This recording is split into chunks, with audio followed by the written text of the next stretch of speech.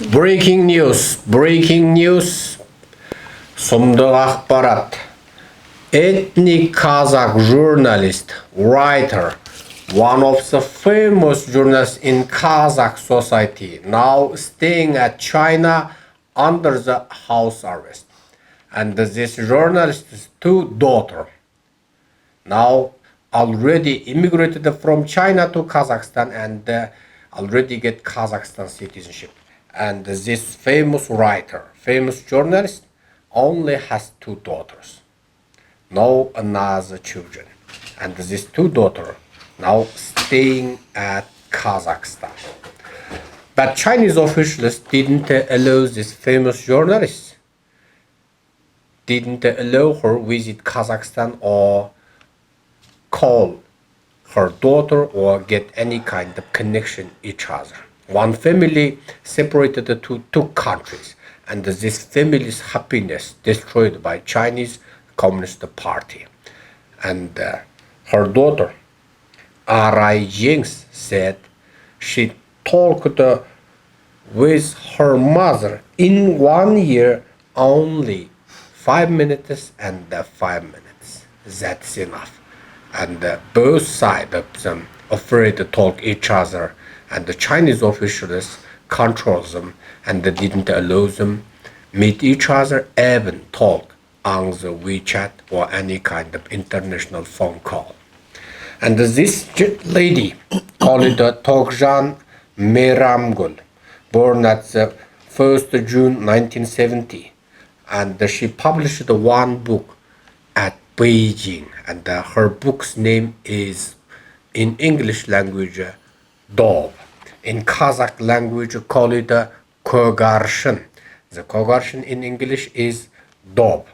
And this serial book is published from the National Press of Beijing, and this serial's name is in Kazakh language Жарты әлемнің жарық жұлдызы, in English the half world's famous stars.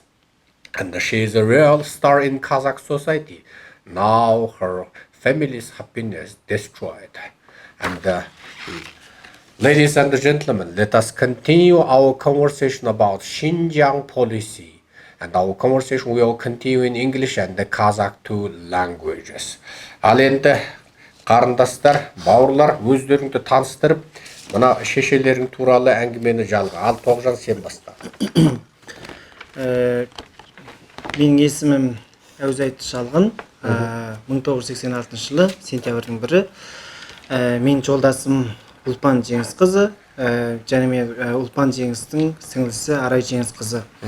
Біздің бүгінгі сұхбат сізге келіп отқанда себебіміз біздің менің енем және осында отырған қыздардың шешесі Мейрамгүл Тоғжанқызына кеткеніне Қытай Халық Республикасына үстеу жыл, яғни 2018 жылы қаңтар айының 7-сі күні кеткен, 8-сі күні Құлжа қаласына жеттім. Тек бізге хабарласқан, содан қайтып 1 жыл 1 ай болды, бізге ешқандай ара-тұра туысқандар арқылы ғана хабарласады. Өзіне тиісті және құжаттардың бәрін сол жергілікті Толы аудандық өзіне қарасты өкімет алған. Екі елдің ықтияр қатымен жүрген кісі келесі 2020-да бұл кісінің ықтияр қаты бітеді. 2014 жылы кеудесіне, оң жақ кеудесіне үлкен операцияда болған кісі. Бұл кісіге қатты ренжуге, қобалжуға болмайды. Сөзім шыны керек, осы жерде өзіміз алақанымызға сап, аялап, баптап отырған кісіміз. Енді мынандай жағдайда ол кісі қандай көңіл күйде жүр, психологиялық жақтан қандай ауытқулар болып жатыр, оның бәрі сөзім шыны керек бізге ешқандай беймәлім. Тек қана туыстарымен хабарласамыз, олармен де хабарласқанда осы 1 жыл 1 айдың ішінде бәрін қосқан кезде ең көп болған кезде жарты сағатқа жетер-жетпесте ғана хабарластық. Әр жол 5-6 минут. Әр жол 5-6 минутқа да жетпейді. 1-2 минуттан түрімізді көреді, көзіне ыстық жас алады, еш нәрсе айта алмайды. Болды, мен аманмын, көрсеңдер болды дейді. Болды, сосын ары жоқ. Ары қарай жоқ, біздер мына жақтан қиналамыз, қаламыз. Енді ол кісінің артында 2 қызы болғанменен іздеуші жоқ. Жаңағы атамыз 2012-де август айында 43 жасында өмірден озған. Сондықтан енді артында іздеуші жоқ емес. Құдайға шүкір бала шағасы бар, ұрпағы бар. Біз енді осындағы барша елбасына да арыз хаттар жаздық. Бүгін міне сыртқы істер департаментіне де барып хаттар жаздық. Біздің шешемізді елімізге аман-есен оралуына үміт етеміз деп, бұйыртса ертең Қытай Халық Республикасының жаңа сыртқы істер министрлігіне хат жазып, біздің шешемізді аман-есен қолымызға табыс етулеріңізді сұраймыз деп жатырмыз. Яғни шешелеріңді жібермейінше тоқтамайын деп тұрсыңдар ғой? Біз ешқашан шешемізді жібермейінше арызданудан тоқтамаймыз. Өйткені әр кісі, әр қандай адам айтатын шығар, бұдан да үлкен жағдайлар болып жатыр, түрмеде өліп, тіріге түсеуімен қайтқандар да болады деп, бірақ әр адамның орны бөлек. Біздің ол шешеміз, енді бұл жерде бір сөзін түсіну керек, бұл екі қыз енді өліде әкесінен айырылса, енді тіріде шешесінен айырылып, бұл жақта тірі жетім болып жүргенше, біз соңына шөкім барамыз, одан да жоғары жақтарға шығамыз, бұйыртса жаңағы мүмкін болса Еуропа, Америкаға да. Бәріне де барамыз. Халықаралық журналистерге де. Бәріне де барамыз. Ал бұл кісі атақты журналист қой бұл кісі. Бұл кісі атақты журналист, осы Қытай Халық Республикасының өзінің мадақтауымен, маттауменен уақытында жаңағы кішкене денсаулығына байланысты пенсияға уақытында шыққан. Және бұл Пекиннен кітабы шыққан адам. Пекиннен кітабы шыққан. Жаңағы былайша айтқан кезде ешқандай өкіметке, заңдық орындарға, органдарға бір ауыз артық сөзі ондай болмаған. Қылмысы жоқ. Ешқандай қылмысы жоқ. Онда ешқандай не жоқ. 15 жыл бұл кісі толының телевидениялық несінде осындай аппаратта отырған кісі. Телевидениеда. Жаңа кітабының аты Көк аршын. Көк аршын. Өзі ақын кісі. Ақын кісі. Газет журналдарда шыққан. Газет журналдарда шыққан. Көптеген шығармалары бар. Көптеген шығармасы бар. Біздің бір қорқатымыз бұл кісінің өзінің енді адами қасиеті, адамгершілік жағына келген кезде өзінің характерінде бір кісілерге артық қарсылық қуаты жоқ. Қарсы еш нәрсе айта алмайды, өйткені қорғаншақ. Себебі бала шағам аман болса екен деп ол жақта әлі күнге солай болып жатыр. Ал біздің бір ғана үмітіміз болғаны 2019 жылы қаңтар айының 19 күні осы жерде осы Арай мен Ұлпан екеуі келіп сұхбат берді. Осындай анамызды жоқтаймыз деп. Келесі күні 2019 жылы қаңтар айының 20 күні сағат 1 мөлшерінде бұл сұхбат түнгі 1:50. Жоқ, күндізгі ертеңгі 13:50. 13:50-де интернетке жарияланды. Жарияланып бола салысымен 1 сағатқа жетер-жетпесте бізге 1 жыл 1 ай хабарласпаған осы шешеміз бізге хабарласты. Скайп арқылы хабарласып, қасындағы туысқандарының бәрін толық көрдік, өйткені жиналып отқан. Сендер менен алаңдап жатыр екенсіңдер, алаңдамаңдар, бір аптада мен қайтамын деді. Қайтқанда Қазақстанға дейді? Иә, бір аптада мен Қазақстанға қайтамын, құжаттарымды реттеп жатырмын деді. Одан кейінгі бір сөзінде бұл кісі жаңағы Қытай Халық Республикасына қайтқаннан бері қарай бізге сөйлескен сөздердің ішінде өте сақ болады. Әр түрлі сол 1 минут, 2 минут сөйлесек те біз лишне артық әңгіме айтпаймыз. Ол жерде паспорт туралы да, даже люка туралы, өзінің бас бостандығы туралы, оны қалай қорғау, неге келе алмай жатқан, ондай туралы ешқандай сөз болмайтын. Толқа осы біз видео арыз бергеннің күннің ертеңінде бізге өзінің жеке куәлігінің оригиналын суретке түсіріп жіберді, паспортының теріс жағын суретке түсіріп жіберді, оң терісін, ықтияр хатының оригиналын бізге оң терісін суретке түсіріп жіберді. Одан бұрын сендерде болмаған. Ол бізде болмаған. Ондай сөйлесу де болмаған. Мүмкін емес. Ал одан кейін ол кісі бізге ашық сөйлеп, үшеуің бірігіңдер, аман есен болса, мен қайтамын. Сол Алматыдағы үлкен кісілерге барыңдар, жолығыңдар. Маған мүмкін болса шақыртуда көмектесіп жататын да шығар. Сондай менен өздерінің жол-жосын жасайсыңдар ғой деген ниетпен сөйлесті. Содан мен бұл кісіге бір өтініш жасағаным, мама сен енді ертең барып, Тол аудандағы өзің тұрған жергілікті жерге барып, сақшыларынан рұқсат сұраңыз. Сіз жеке телефон ұстаңыз да, сол телефонға WeChat орнатыңыз да, WeChat желісімен біз үшеуміз қосып күнделікті сөйлесіп тұрыңыз. Себебі біз алаңдаймыз. Бізде жететін жерімізге жетті, қорықпаймыз. Сіз сөйлесіңіз, біз де сізбен бірге сөйлесеміз. Егер қарсы жақ, тараптар жақ жаңағы қорқып, мен телефонды тыңдайды дейтін болсаңыз, олар да тыңдасын, сөйлесін дедік.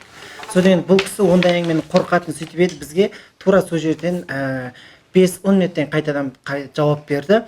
Балам бүгін кешкісін күн кешкіріп кетті.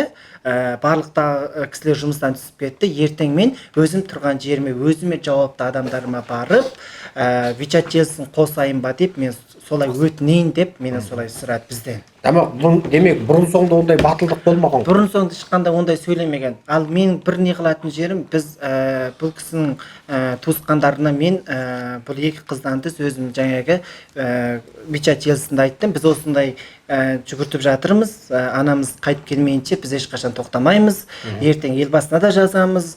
Қандай жерде біздің арызымыз қабылданады, ол кісінің ешқандай кінәсі жоқ. Заңсыз түрде олардың бүйтіп паспортын алып алатын, ондардың люкасын үйтіп былайша айтқан кезде тартып алатын ешқандай бір құқығы да жоқ. Оның сыртында бұл жерде ол кісіге қараусыз ол жерде. Туысқандарының үйінде жүріп ол кісінің бар болған осы екі ақ қызы бар ғой. Арай мен Ұлпан. Иә. Ұлпан сенсің. Арай сенсің. Әкелерің 2012 жылы қайтыс болған. Сонда баладан бар болған осы екі қыз. Бұл кісінің ол жерде ешқандай бала шағасы жоқ. Жоқ, ешқандай. Күйеуі қайтыс болып кеткен. Жоқ. Өзі жуас адам, өзі жұмсақ адам, кітап шығарған, журналист, ақын, тілші, осындай адам. Енді Қытайлар оны сендерге 13 ай, бір жыл, бір ай бойы жібермей отыр. Тіпті бір жылдың ішінде кім жаңа сен Арай айтып отырсың, сөйлескендерің жарты сағатқа жетпейді. Жарты сағатқа жетпейді. Ал сол жарты сағаттан, мысалы 5 минут, 4 минутта не айтасыңдар сонда? Аман, болды. Ол кісі бізді скайптан көреді, бізге сөзді сөйлемейді. Біз енді жоғары жолдасым екеумізде жұмыстамыз, Арай өзі оқуда. Кешкісін келгенде бізбен сөйлеседі, бірақ сөйлескенде бізге ешқандай тіл қатып, сөзін шыны керек ашық әңгімелер айтпайды, тек қана бізді көреді, жылайды, болды. Жылайды. Ана кішкентай менің ұлымды көреді де, содан кейін оны да көріп жылайды да, болды, аман екесіңдер, бар екесіңдер дейді де, телефон жабады. Ары қарай бір құмарларың қанып бір сөйлесу жоқ. Құмарымыз қанып сөйлескен емес, біз даже мен мама не қылып жатсың, паспортымды не қылайық па деген сөздер шығатын болса, дереу телефон үзе салады. Содан маған ренжиді де, артынан сөз жазады. Шалғын, сен олай сөздер жазба, ондай болмайды деп бүйтеді. Зиян тиеді, мен бүйтіп кетеді, сөйтіп кетеді деп мен қорқатындар шығар деп ойлаймын. Өйткені ол кісінің характері мүлдем жалпы енді Қытайдан хабар-ошардың өлі тұрсын бүкіл елде біле алмай отыр. Мысалы, қайсы күні атақты ақын Гүлісхан Домалайдың өзі айтып отыр, мен туған бауырларының өлі тұрсын 3 жыл болды біле алмай отырмын дейді. Міне осы заманғы мына сұмдық заманда, мынандай дамыған заманда өлі тұрсын біле алмай отыр 3 жыл дегеннің, ол да сұмдық. Сендерімде 1 жыл 1 ай. Ал енді кім өзіңді таныстырып жүр камераға қарап? Ұлпан.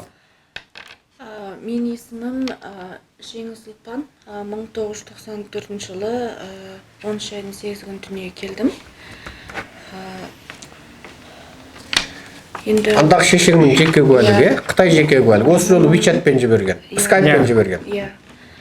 Енді біз жалпы арыздануды тоқтатпаймыз. Мамам қашан шекарадан келгенше біз арызды тоқтатпай береміз. Ал Арай өзіңді таныстыр? Мынау сенің жеке куәлігің. Менің есімім Арай Жеңіс. Мен 1997 жылы дүниеге келгем. Біздің жалпы бір ғана мақсатымыз анамыз тезірек үйге оралса екен деп тілейміз. Басқа ойларың жоқ. Okay. Ladies and gentlemen, let us continue in English. Our visitors. Today we have 3 visitors. First is Auzait Shalgan. Name is Shalgan, family name is Auzait, and he will said about his mother-in-law, Mrs. Miramgul Togjan. And Mr. Shalgan said about his mother-in-law, Miramgul Togjan. Name is Miramgul, family name Togjan, and she is a journalist and poet, also writer. And she published one book called Dobe 2003 at Beijing. And her Miramgul Togjan, Mrs. Miramgul Togjan, published one book in English called Dobe. In Kazakh language, in original, in Kazakh's name is Kogarshin. And this book is published in the serial of the Halford's Stars. Halford's famous stars in that serial, and at the National Press of the Beijing at 2003.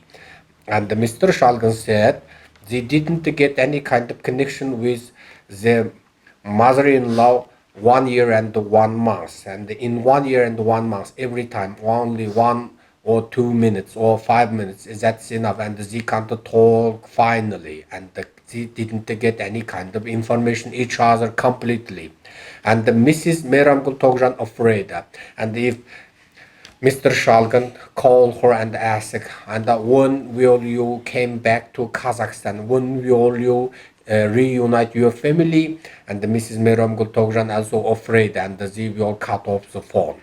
And now, next one of our visitor is Cengiz Ulpan. Family name is Cengiz, name is Ulpan. And the sixth Cengiz Ulpan is born at the 10th August 1994 and ID card number is 0348255515. And the next daughter is Aray Cengiz, and that's her Kazakhstan ID cards. And the family name is Cengiz, name is Aray, born at the 1st August 1997 and the Kazakhstan ID card number is 0352966679. And the Mrs. Meramgul Togjan only has two children, Mrs. Aray and Mrs. Ulpan Cengiz and Aray Cengiz, and both of them family name is Cengiz, and Mr. Cengiz died in 2012. And Meramgul Togjan is retired from the TV station of Toli County in Xinjiang, and that's Mrs. Meramgul Togjan's Chinese ID cards. And they write the Milan Kuli To Hejiang, female Kazakh, born at the 1st June 1970, and ID card number is 6542241970060100022, and the correct address is number 1228 House Up, number 3 Building, Kapuchika Street, Toli County, Toli Township, Toli County, Ili Kazakh Autonomous Prefecture. And they said one special information is they recorded the first video application at the 19th January 2019, and this video application published at the next day, the 20th January 2018 at the 13th. But after 1 hour at the 14th, the Mrs. Togjan called her daughters, and she sent that documents, her Chinese ID card's copy. And after that, she said she will visit Kazakhstan soon, and she said so more. And all of her two daughters and the son-in-law also surprised because she said she will get confiscated the documents. And Mr. Shalgan said, please, mother-in-law, please, mom, visit your officials and ask their confiscated the documents, and ask, requires them, give back your confiscated documents, and we never stop until Chinese side send you back. And all her two daughters and Mr. Shalgan outside said they never stop until the Chinese side let the Meramgul Togjan get freedom and visit Kazakhstan.